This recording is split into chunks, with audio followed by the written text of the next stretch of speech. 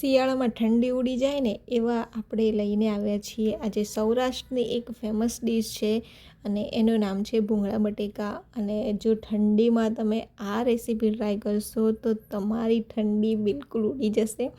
અને આ બહુ જ સ્પાઇસી હોય છે અને ખાવાની તો બહુ જ મજા આવે છે। તો ચાલો આપણે એને બનાવવાનું શરૂ કરીએ।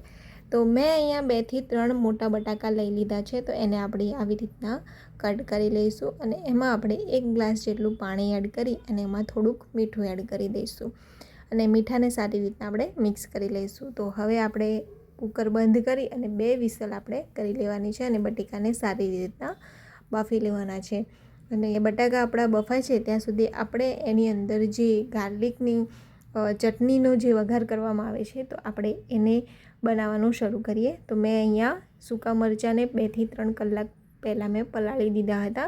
તો આપણે એ એડ કરીશું અને એમાં આપણે એડ કરીશું 10 થી 12 કળી લસણની એડ કરવાની છે અને એમાં આપણે ફરીથી એડ કરીશું હવે 2 થી 3 મોટી ચમચી કાશ્મીરી લાલ મરચું, થોડુંક મીઠું અને 1 ચમચી જેટલું આપણે એમાં જીરું એડ કરવાનું છે અને સારી રીતના આપણે એને ક્રશ કરી લેવાનું છે।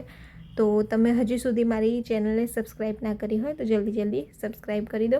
અને આ ડીશ છે સૌરાષ્ટ્રની, તો તમે સૌરાષ્ટ્રનો ટેસ્ટ માણવા માટે આ ડીશને જરૂરથી ટ્રાય કરજો। તો આપણી ચટણી બનીને તૈયાર છે। તો જે આપણા બટેકા પણ બફાઈ ગયા હતા તો એને ઠંડા કરી અને ઉપરની છાલ કાઢી લીધી છે અને આપણે એને મીડિયમ સાઇઝમાં કટ કરી લીધા છે। તો હવે આપણે એનો વઘાર કરીશું। તો એક પેનમાં આપણે 2 થી 3 ચમચી તેલ ગરમ કરવા મૂકીશું। તેલ ગરમ થઈ જાય એટલે પછી આપણે એમાં 1 ટેબલ સ્પૂન રહી અને ચપટી હિંગ નાખી અને એમાં એડ કરીશું જે આપણે લસણ અને સૂકા મરચાંની જે ચટણી બનાવી હતી એને એડ કરીશું અને એને 2 થી 3 મિનિટ સુધી આપણે એને ફ્રાય કરીશું અને મીડિયમ ફ્લેમ પર આપણે એને ફ્રાય કરવાની છે। પછી એમાં આપણે થોડુંક પાણી એડ કરી અને ચટણીને અને તેલને સારી રીતના આપણે શેકી લેવાનું છે। હવે એમાં આપણે મસાલા એડ કરીશું। તો 1 ચમચી ધાણા જીરું પાવડર અને અડધી ચમચી જેટલી આપણે હળદર એડ કરવાની છે અને બંનેને સારી રીતના મિક્સ કરી લેવાના છે। સારી રીતના મિક્સ થઈ જાય પછી આપણે એમાં એડ કરીશું જે આપણે બટાકાને બાફીને કટ કર્યા હતા આપણે એ એડ કરીશું અને સારી રીતના મિક્સ કરી લેવાના છે।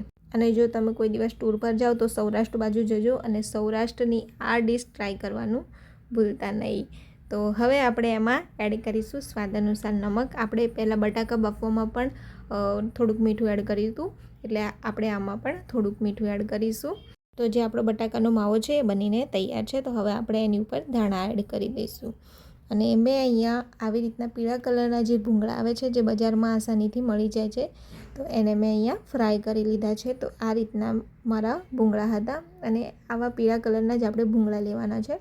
હવે આપણે ભૂંગળાને વચ્ચેથી કટ કરી લઈશું કેમ કે ભૂંગળા બહુ મોટા હોય છે તો આપણે એને વચ્ચેથી કટ કરી લઈએ અને આપણો જે મસાલો હતો એ પણ હવે તૈયાર છે।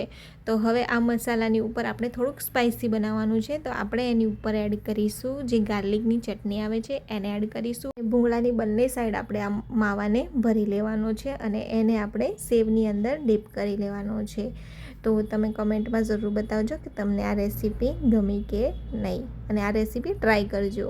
અને જો તમને આ રેસીપી ગમી હોય તો કમેન્ટમાં જરૂરથી જણાવજો કે આ રેસીપી તમને કેવી લાગી। Thank you.